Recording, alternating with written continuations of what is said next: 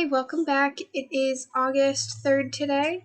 I'm a little late getting my filming done just because my family was just here, so I spent a lot of time with them, didn't do any stitching during that time.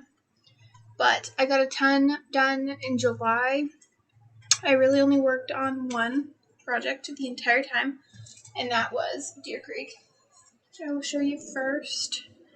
So my goal for Deer Creek was to finish that second row, and I finished it. I got 11,798 stitches done on this, which is like insane for me, but since it was the only one I really worked on all month, pretty good.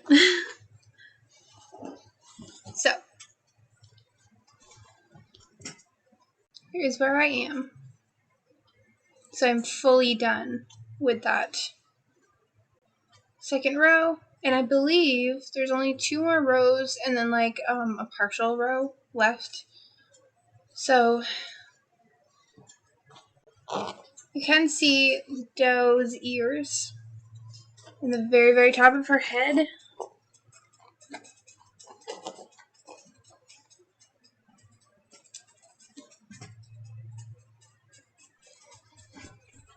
So this whole section was so confetti heavy. It took me quite a while. It was fun. I really enjoy working on this. And as I've said before, this is for my dad. I'm from Maine. Deer are kind of a way of life there.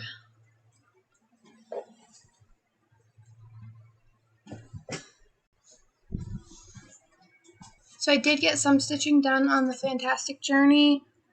Not much at all. Just a little bit of black. So just really just, I can find it, just that right there. That's pretty much all I got done. So my goal for this month, for August, is get that page done. I really want to get Fairy Tale Sampler finished, and I want to do a little bit on Fairy Dancer. I didn't really work on that at all, and it is now a bit behind, quite a behind where Deer Creek is, but I really want to get a lot done on that. I want to get them done like roughly the same time because Fairy Dancer's for my mom, so I want to get them done about the same time. So I actually do have haul this month. I know, shocking. So I got some fabric because I knew that I was almost done with Fairy Tale Sampler, and I want to be done with that, or Storybook Sampler, whatever it's called. And I want to, I'm not allowing myself to start anything until I finish that, because it is my oldest piece, I believe. And I do have 3 patterns that I want to start, but I'm not allowing myself to start them. But I bought some fabric. So let me show you what the pattern is first. So it's Arc of White by Tempting Tangles. And picture's not on the front. There we go. Arc of White by Tempting Tangles. It has a poem from Emily Dickinson. And then, so it's mostly spider webs, as you can see. And then right there is a little spider, a beaded spider. So there's beading in this. Not much, but some. There's only 4 colors in this, so it's going to be really interesting. I am using the called for threads. So they're Gentle Art threads, which I've never used that particular brand before. So there is oatmeal. There's 3 skeins of that, calls for, and that's what all of the white is. Toffee. There's 2 skeins of this. Avocado. And cornflower. None of them are like super heavily variegated. It's definitely there, but it's all of them are very, very subtle, which I don't mind. I don't need them to be like super noticeable. There is Dinky Dyes is also on the chart, and so it has colors for those. I think I accidentally ordered both the Gentle Arts and the Dinky Dyes, and I'll have to see if I have the Dinky Dyes and if I prefer them, and I might use them instead if they're prettier or if I just like them better. Because if you are one of those people who really likes noticeable variegation, then you probably don't want to go with these.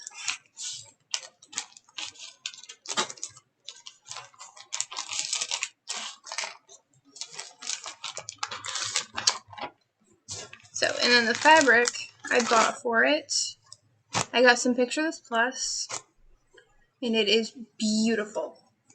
It's absolutely gorgeous.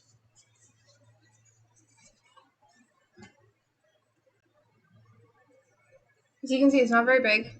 This is not a big pattern at all.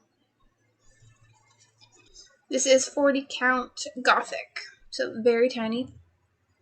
It's gorgeous though. Absolutely gorgeous.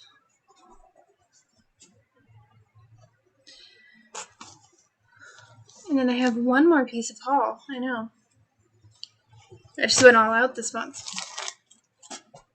So, after I do Arc of White, I'm going to start something else. And so, if you like Clouds Factory, which they are the ones who do like really very pop culture-y patterns, and they have these like little cute figures that are very like round and really have no shape. They're like little eggs. You can tell what they are. I've done 2 of their patterns before. I did their Doctor Who one, which I have up on my wall over here. I did that for my boyfriend because he loves Doctor Who. And I did one of their Sals, because every single year they do a Sal, and it was their mythical creatures, which was a few years ago, and I really enjoyed doing that. I love their patterns, and they have a few big ones that are a little on the expensive side, but they were having a sale. They were having a Christmas in July sale very recently. I got an email for that, and I was like, I'm going to get that pattern. And because the pattern is normally $70. So I got like $10 off for the sale. And then I also, if you are unaware, Clouds Factory has a points reward system. So if you buy some of a pattern, you get points based on how much you spend. And then those points then you can use towards a future purchase. So I had like 100 and something points, so I got like another $10 knocked off. So I got this pattern for like $50, which is insane. So it is Epic Storybook Princesses, which I will have a picture here. So I love, love, love Disney, all things Disney. And these are, as you can see, these are all the Disney princesses and like the characters in their movies, and I cannot wait. I don't have fabric for this yet. It's big. It's very big. So the fabric is gonna be expensive, and I really have to decide whether I want to get the fabric that I really, really, really want for it and spend like $100, or if I want to get one that's not as great but save some money. So I'm not sure. So the cheaper version for me would be to get just like a flat color blue. I definitely want blue. Lugana, because that would be cheaper. Because what I really, really want, I want a hand-dyed Lugana, blue Lugana, so that it has like really pretty variegation in it. And I want to get an opalescent one because it's Disney. Magic. Magic is sparkles. That's what I want. But getting hand-dyed makes it more expensive than getting a flat color, and getting opalescent makes it more expensive than getting just a regular hand-dyed. So it's really going to be expensive. And I could even go 3 tiers, you know, like just one flat color, hand-dyed, or hand-dyed and opalescent. I really want opalescent, but I found what I would want, and for the right size, it is about $100. And I don't know if I want to spend that much money on fabric, especially when the pattern itself was already $50. But we'll see. I'm still waiting on my tax refund. I don't know if anyone else is having this issue. I still have not gotten it. I've gotten my state one. I have not gotten my federal one. And I was on unemployment because I'm a bartender, so I was on unemployment, and I'm not sure if that is what is maybe making it take longer. But I mean, if I get that money, then I'm definitely going to go for the more expensive option. So hopefully that comes in like a month or two. Hopefully. I doubt it'll take me that long to finish Arc of White, and I honestly, after that, I kind of want to start. But I do have another pattern, and I have the fabric for it. I think actually my other 2 patterns that I haven't started yet, I'm pretty sure I have the fabric for both of them. So I could just work on them, I guess, until I maybe save up the money for the fabric that I really want. We'll see. So that is about it for the stitching portion of this video. I am now going to proceed to my talking about books. So if I say this in every video, if you don't care, feel free to leave. You won't hurt my feelings. So this month I finished 2 books. I believe I only finished 2 books. I didn't start any. So 2 books. So I finished World Without End by Ken Follett. If you are interested in reading the Pillars of the Earth series, there are 4 books in the series. There is Pillars of the Earth, World Without End, Column of Fire, and then there's a prequel, and the prequel is the newest book, and so they all take place in like medieval England. The Morning and the Evening is the prequel, and that takes place in like the 900s, I think to almost 1000 CE, and then I believe the Pillars of the Earth takes place in the 1100s. I think that's when it takes place. The World Without End, which is the book that I just finished, takes place in the 1300s, and so like the Black Plague is a prominent thing in like the second half of the book. And then the Column of Fire takes place in the 1500s. It's mainly about like a few different characters. Every book's about a few different characters in one town, and like just what their stories are in it. Usually, from what I've read from the 2 books I have read, each book takes place over decades. It's like kind of their entire lives almost. So I finished that, and that was a long book. I listened to it on audiobook, and it was quite long. It was about 40 hours, I believe. And then the second book that I finished was The Odyssey by Homer, which is, I think everyone kind of knows what the Odyssey is. You know, it's about Odysseus' travel back home after the Battle of Troy, and all of the trials and tribulations that he comes up against. It takes him like 7 years, I believe, to get back home. I didn't realize how much of the book took place in Ithaca, which is where he's from. It's where he's trying to get to. I listened to an audiobook, and almost like 2 hours left of the book, he's already back in Ithaca. Or it was something like that, 2 or 3 hours left, and he's back in Ithaca. So quite a lot of it did take place in Ithaca. I read the Iliad back in high school, I think, and that is also by Homer. So, and that's about the Battle of Troy. And so the Odyssey is like basically the sequel, I guess you could say. So I have plans for August. I am a member of the Goodreads Choice Awards book club, and they have a monthly challenges where you get like 10 prompts, and you have to fill those prompts of a book. So you can read 10 books if you want to. But the way that I'm interpreting it is if one book fits a few different prompts, it counts for all of them and you don't have to read 10 books. So I'm going to try it this month. So I have 9 books. 2 of them I'm already reading. So luckily, the 2 books I'm already reading fit 3 prompts. So this is my plan. So the first prompt is to read a book released in August any year. So The Way of All Flesh, which I started last month and I've already mentioned, was published in August. And the second prompt is read a book with a title or author starting with A. So The Way of All Flesh also fits that because the author is Ambrose Parry. The second prompt is to read a book with 6 letters or 6 words in the title. So Lolita, 6 letters.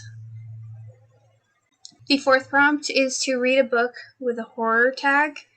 Frankenstein, I already own it, and it is on my list here. And I haven't started it yet, so I'm going to do that, and that is going to be an audiobook. The next prompt is to read a young adult book. So Little Women, that is also an audiobook that I already own, and it is on my list here. The next one was a little harder because this was the only one that I didn't already have a book that I wanted to read that fit it. So read a book with an elephant on the cover.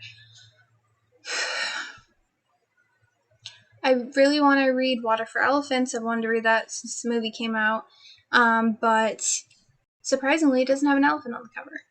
So I found one called A Circus of Brass and Bone that I did start already, and it's very interesting. It's about an alternative history, right after the Civil War, where things are kind of steampunky, and it's an apocalypse event happens, and that's basically how far I've gotten into it, but it sounds like it's going to be really interesting. I got that for free on Kindle because I have Kindle Unlimited, so I got it for free on that.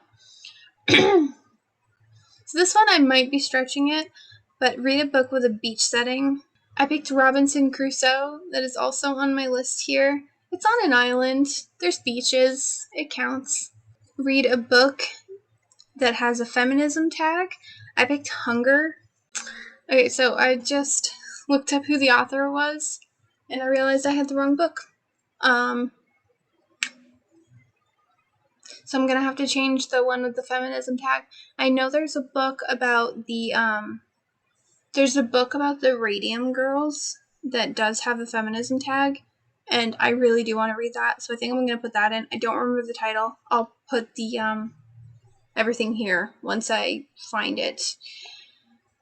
So the next prompt is read a book with a character called Stephen, or by an author called Stephen, or set in Hungary, or about a king. So, a lot of these are based on, holidays.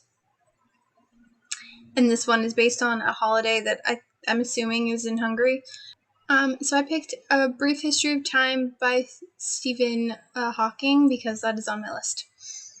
I don't really want to read it, but it's on the list. I have to read it. And then the last prompt is to read a book of your own choice. I believe that's in it every single month. You can always pick whatever book you want. So I'm going to read 100 Years of Solitude, and that is, I already have that on Audible, and it is on my list. All right. So I believe that's everything. I will see you all next month. I am planning, when I start our Arc of White, I think I'm going to try to record the stitching of it. We'll see how that goes.